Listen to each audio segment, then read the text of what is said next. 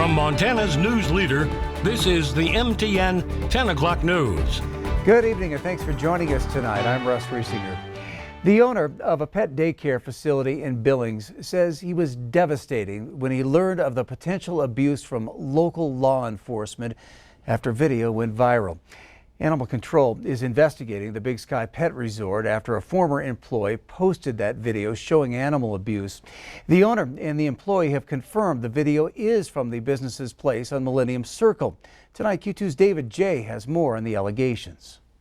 We spoke with that woman who used to work here at the Big Sky Pet Resort on Millennium Circle. She posted the videos on Facebook as Isabel Quinn, which show one of the other employees and how he was handling some of the dogs. One video shows a male employee kicking a dog. Another video shows the same employee grabbing another dog by the neck and dragging it across an open playroom. And a third video shows what looks like the same employee hitting another dog. Big Sky Pet Resort owner Mark Underwood tells Q2 that Billings Animal Control alerted him about the videos. He says he investigated and then fired the employee. The woman who shot the video is a former employee. The video that I took was on March 25th. He was hitting the dogs because they were just being dogs. If they're ever too annoying for him or barking too loud, something he doesn't like, he will hit them, punch them, kick them, throw them across the room, drag them, anything like that that he would do to them. I'm surprised some of them are still walking, to be completely honest with you. Some of them have been punched in the ribs like brutally, and I just can't believe they're still walking. Underwood says, "We at Big Sky Pet Resort are saddened and appalled at the recent treatment of dogs in our care by an employee. Over the years, we have tried to earn the trust of each pet owner. That trust has now been lost, and we're going to do everything in our power to try to regain it." Management will also review the business to make sure this doesn't happen again, and also will speak with some of the customers to hear their concerns. Russ? All right, David J. reporting. Thank you, David. Billings Police Department Lieutenant Brandon Woolley confirmed there is an investigation but doesn't have any other information to release at this point. Well, 3 major bills to overhaul Montana's marijuana laws are all headed to the full state house, but not before some dramatic moments. MTN's Jonathan Ambarian reports it came after 2 were initially voted down and then lawmakers reconsidered their actions.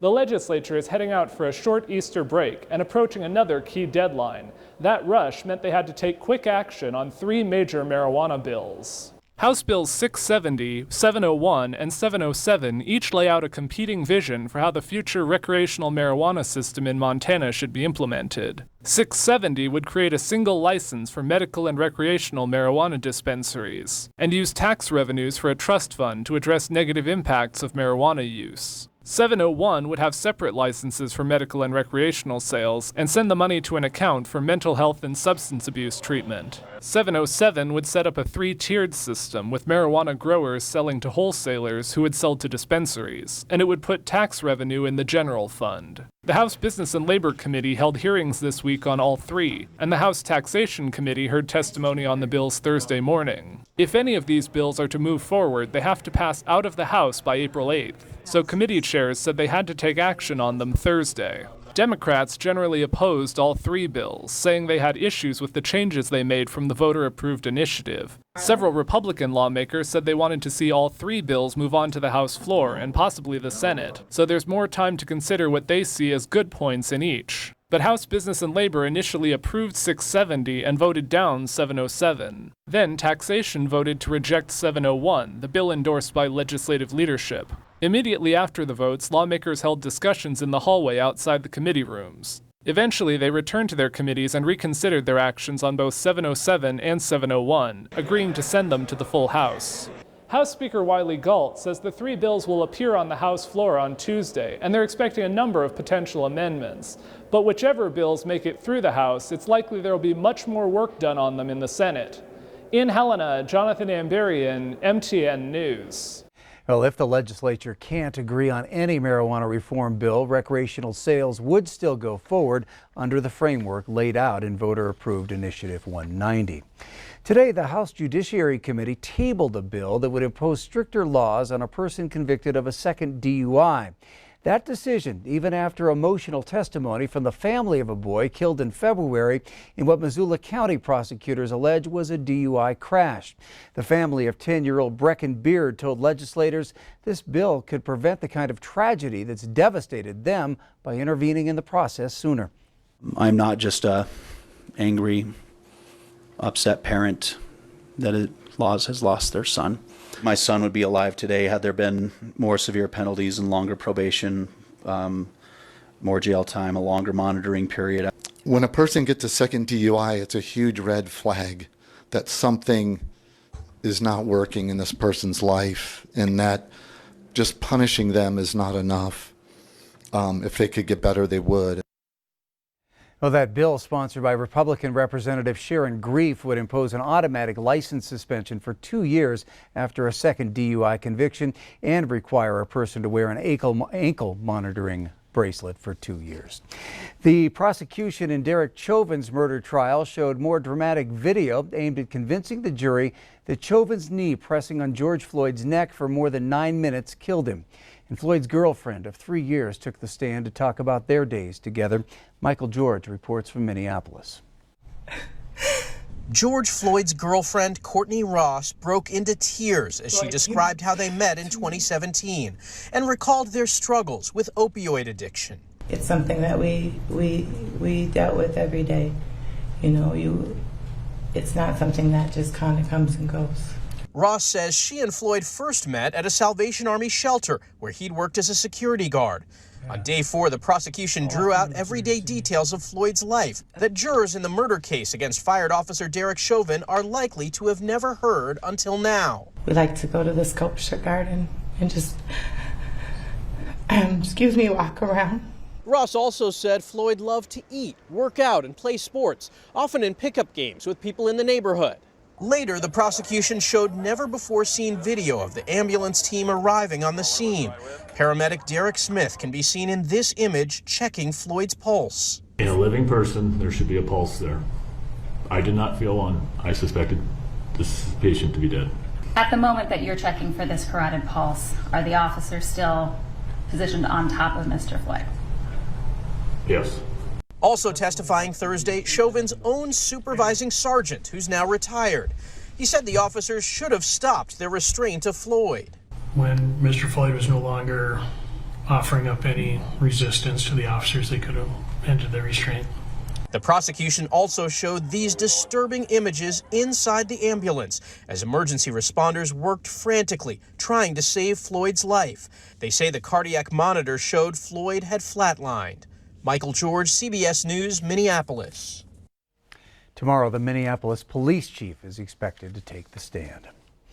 All right, over to Chief Meteorologist Ed McIntosh. And Ed, April's off to a really warm start, no fooling.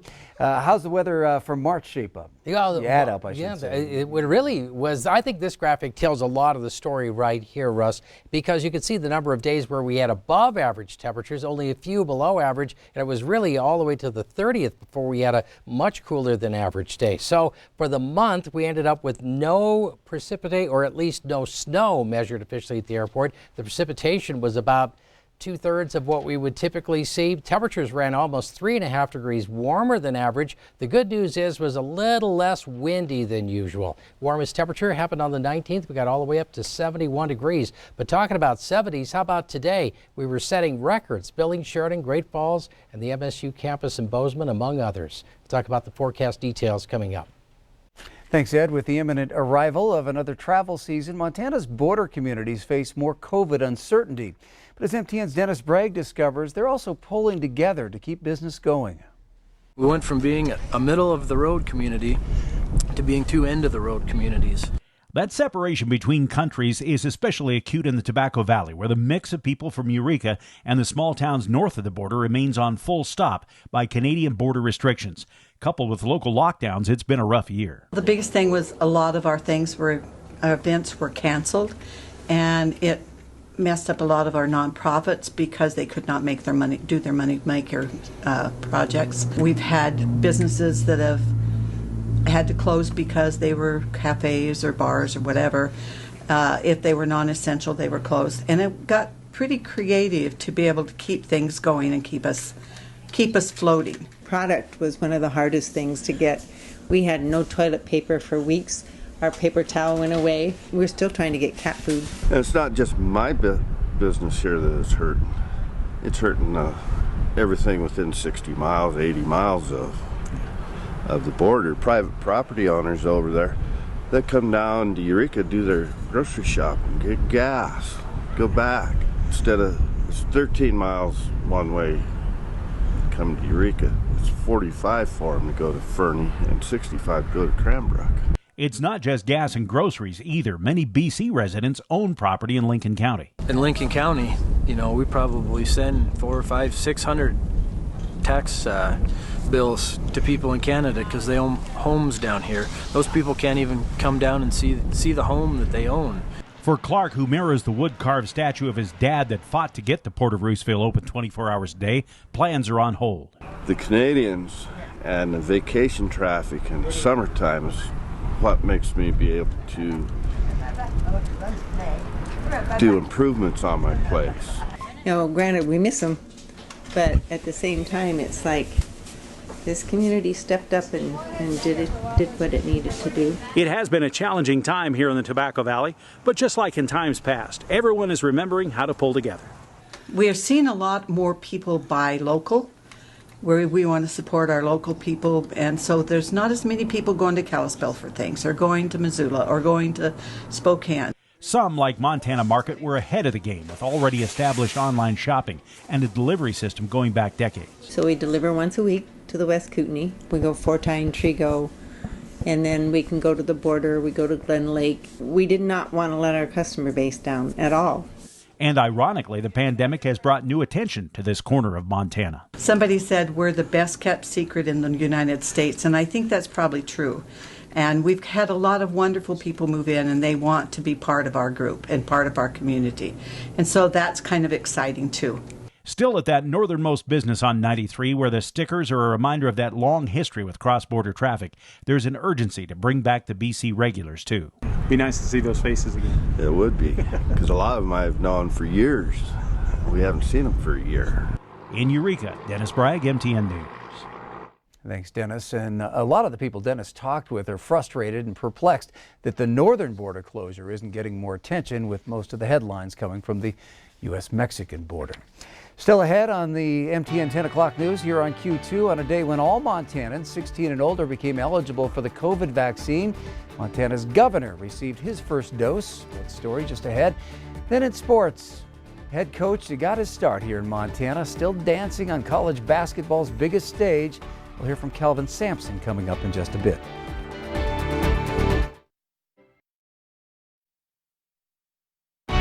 From Montana's news